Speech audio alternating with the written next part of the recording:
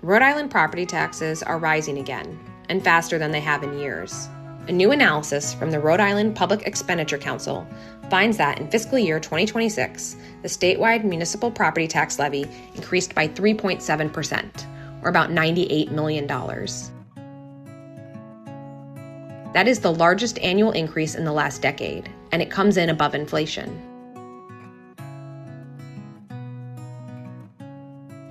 Nearly 1 in 5 cities and towns, 7 municipalities, exceeded the state's 4% levy cap last year, compared to an average of 2.2 municipalities over the previous 9 years.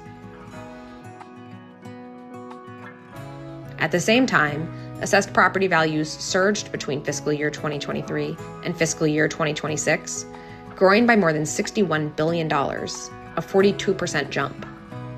Most of that growth came from residential property, which more than doubled in value over the last 9 years.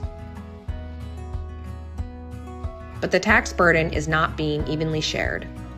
Commercial real estate is now taxed at a statewide effective rate that is 1.8 times higher than residential property.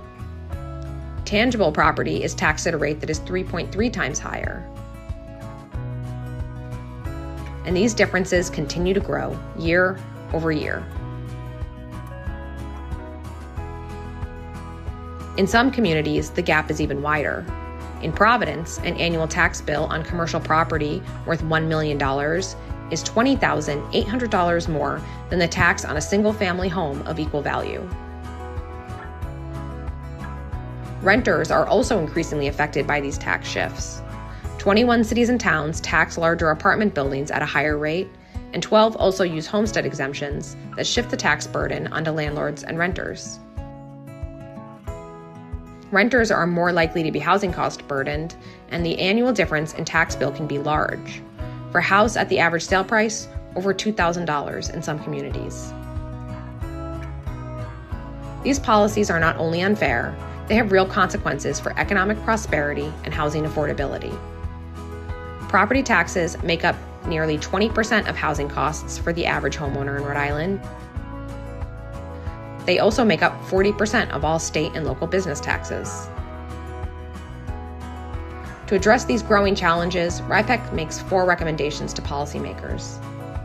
First, state policymakers should maintain the 4% levy cap, which helps shield taxpayers from sharp property tax bill increases.